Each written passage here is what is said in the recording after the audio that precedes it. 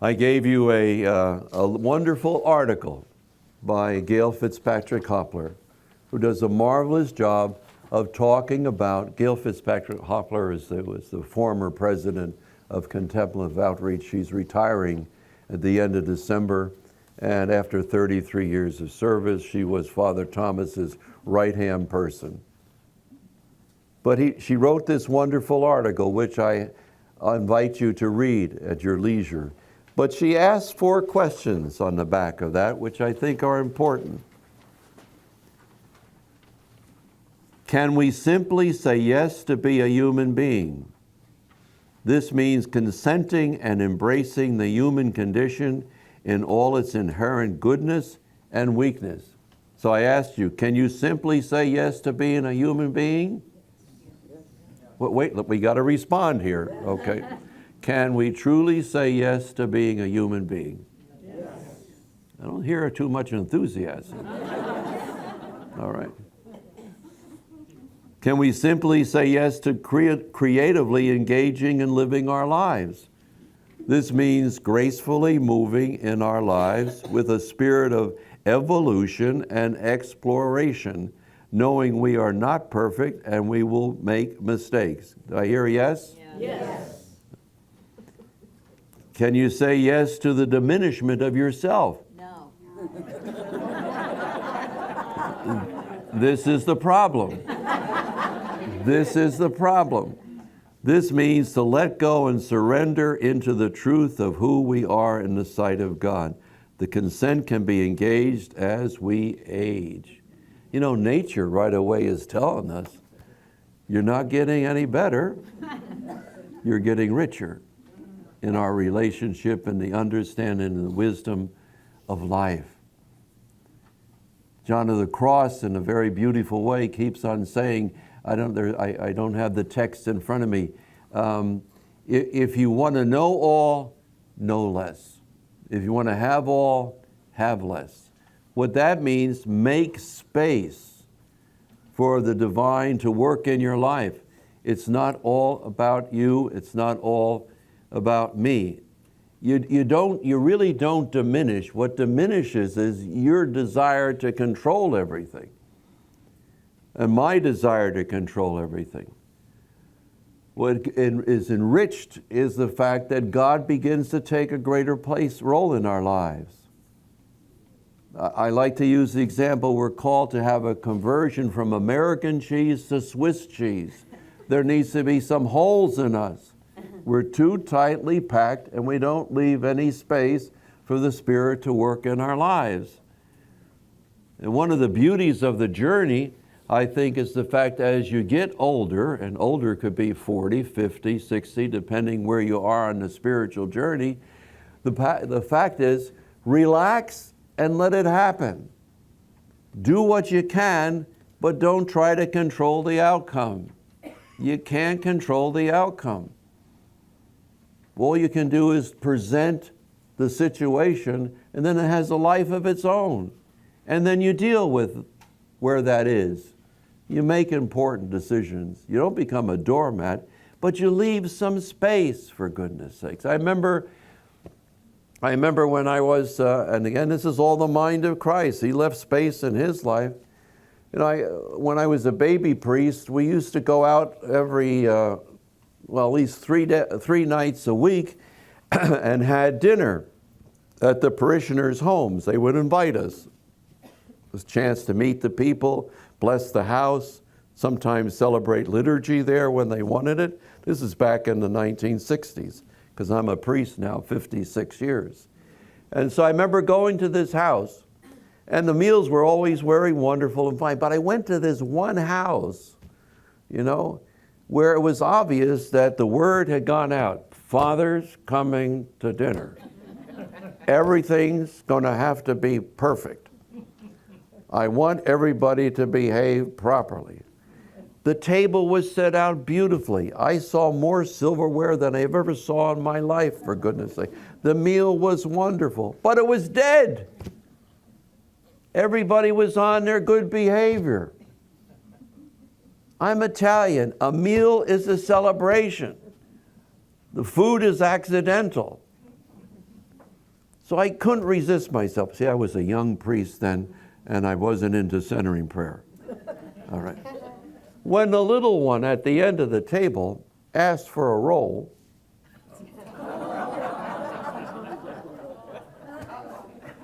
I did. The kids laughed, the husband half laughed, the wife did not laugh at all. So when they invited me back 3 months later, I didn't know whether I was going to be the pig roasted on the middle of the table or what have you. I was deeply touched. We had hamburgers and hot dogs, relaxed atmosphere. And they gave me a banner, which I still have 52 years later. I still have it. It hangs in my room. All right?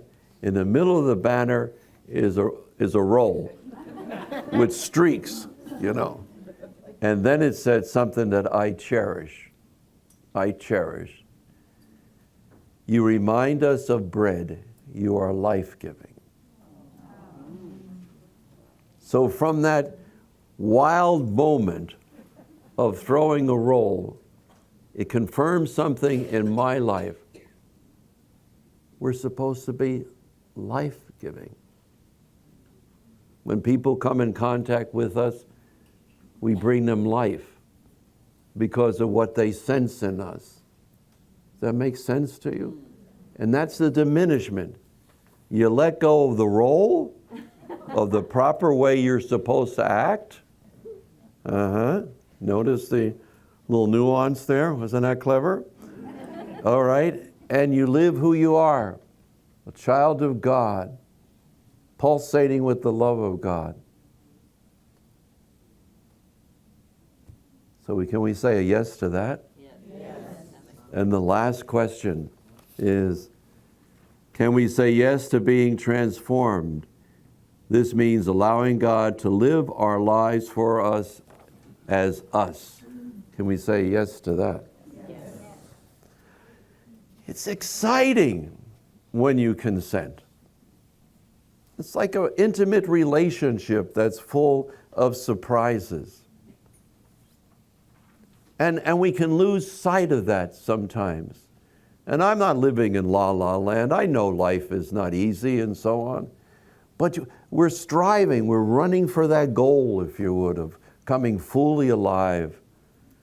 And so the consent is that to live out our life. And as we live out that life, we live out the passion in our life. We have Palm Sundays when everything's going wonderful in our life. Everybody's cheering. We have Holy Thursdays when we sense there's a little trouble. Something's changing. All right? We have our Good Fridays with the crucifixion where we know we're being crucified. And my best example of that is a story I'll tell you in a moment. We have our Holy Saturdays when Jesus was in the tomb where we're dry. We're dry. The life of Mother Teresa blew my mind when heard about her, that in her last 40 years of her life, she only had 6 weeks of the felt presence of God. Most of her life was dry in relationship with God, but her faith was strong, her love was genuine. And I hope she's not held up as a wonderful missionary taking care of the poor and so on like that as the main lesson, or let that be one of them. But on the other hand, what a wonderful example of the spiritual journey. It's not all feelings. And so we go through our Holy Saturdays. And in a sense, as I picture it in my own mind, is a time when Jesus says, you're going to only love me when I make you feel good? You're only going to love me when I make things go your way? Don't you know I'm always there for you? Must I always be proving myself to you? Can't you finally just embrace me as I am and take me for better or for worse, rich or poor, or sickness and health? That's an important step.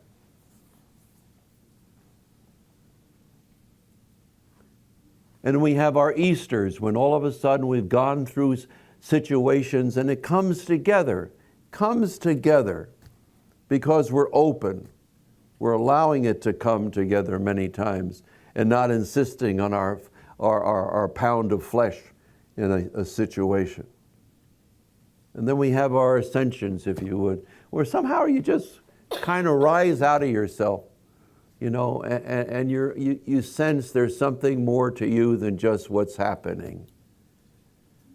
That's the best way I can describe what that consent leads to. And Jesus experienced this. This is part of the mind of Christ.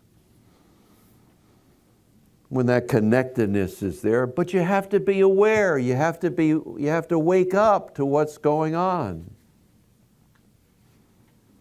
Too many people live on just the surface level of awareness. They're just aware of what's happening day in and day out, day in and day out. They never go deeper. And the going deeper is not just trying to have some psychological breakthrough of any sort. The growing deeper is the fact that when you're consenting, in the example of centering prayer, you're letting go.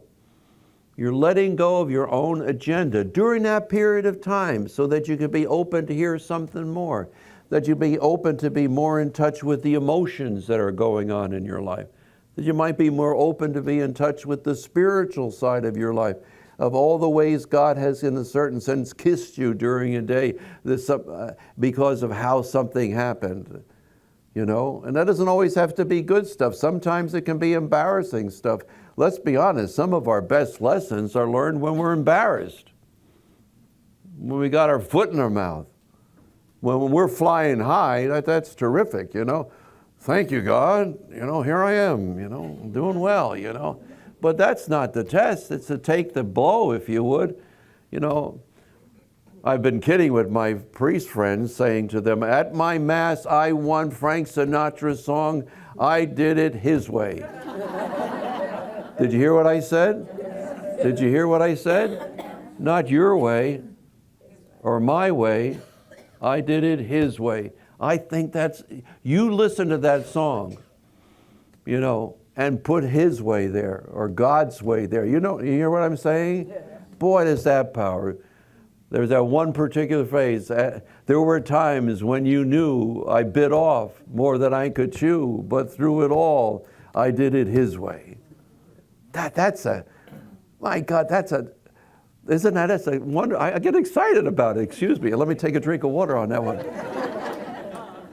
But that's what I'm talking about. You know, this is part of that wonderful consenting that goes on. And Jesus said, you know, I did it your way, Dad. You know, there were times when you knew I bit off more than I can chew, Dad. But through it all, I stood tall and I did it your way, Pop. That just touches me so deeply, that aspect of it. That's the mind of Christ, you know, consenting.